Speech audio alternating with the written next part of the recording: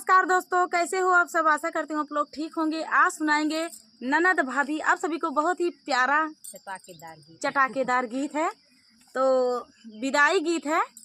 जैसे ननद की विदाई होती है तो और भाभी लोग तैयार करती हैं, वो गीत है। तो सुनिएगा और बताइएगा कैसा लगा। प्यार दुलार दीजिएगा इस गीत पे। देर न करते हुए चलिए सुनाते हैं आप सभी को ये प्यारा सा गीत। हमारी उमरिया नादान हो, पिया मांगई गावनावा। हमारी उमरिया नादान हो, पिया मांगई गावनावा।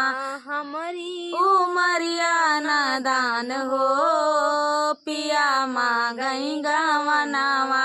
ससुरु जई है सुना हमारी अम्मा, ससुरु जई है सुना हमारी अम्मा। हमारा के कह दियो बीमार हो, पिया मांगई गावनावा। हमारा के कह दिया बीमार हो, पिया मांगई गावनावा। हमारी उमरिया नादान हो, पिया मांगई गावनावा। हमारी उमरिया नादान हो, पिया मांगई गावनावा। जेठवा जाई है सुना हमारी भाभी, जेठवा जाई है सुना हमारी भौजी। हमारा के कह दियो बाजार हो, पिया मांगई गावनावा। हमारा के कह दियो बाजार हो, पिया मांगई गावनावा। हमारी उमरिया नादान हो, पिया मांगई गावनावा। हमारी उमरिया नादान हो, पिया मांगई गावनावा।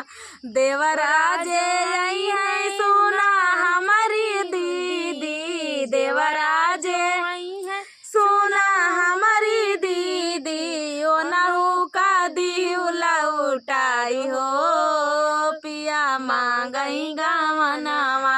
ओ नहु का दियो लौटाई हो, पिया मांगई गावनावा।